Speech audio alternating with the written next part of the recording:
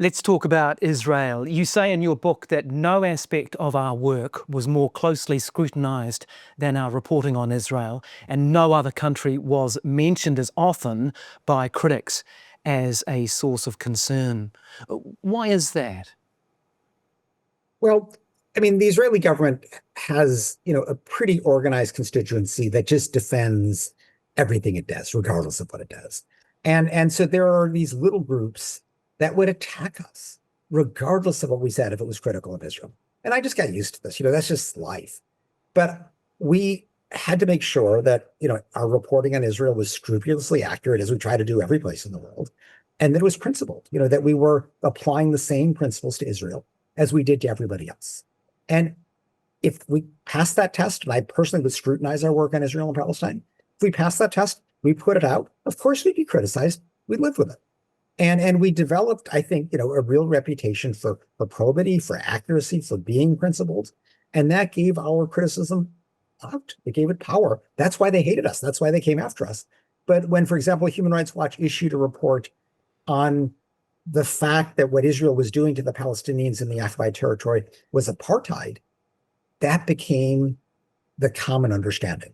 And today, every human rights group that has looked at the issue seriously has found apartheid. That's right. Yeah, that's interesting, isn't it? Because this was the 2021 report that you did on yes. that. Then Amnesty followed, didn't they? I think a year later. Yes. And now that about 6 months later. Yeah, okay. Yes. And that is now considered an appropriate definition, because you weren't comparing it with South Africa. You were meeting the definition, right?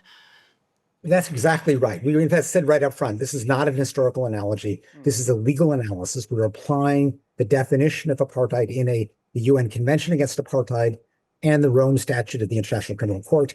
And we then had, a 200 plus page report filled with facts showing why what Israel was doing in the occupied territory was apartheid.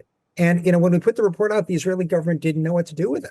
I mean, its defenders, use the usual name calling, said we're biased, anti-Semitic, whatever, but they didn't have any factual response because the facts were correct.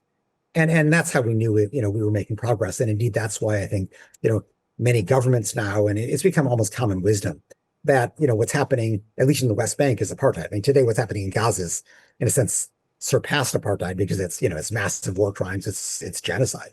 But still in the West Bank, it's apartheid. And this has ongoing relevance because if you ask, what's the ultimate solution to the Israeli-Palestinian conflict? I mean, the crazies in the Netanyahu government, want to just get rid of the Palestinians, solve the problem that way. But, that would be a huge crime against humanity. And Egypt, Jordan, they're not going to go along with that.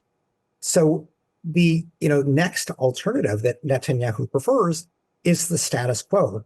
And the effect of the Human Rights Watch report and our colleagues' reports was to say, that's not acceptable. That's apartheid.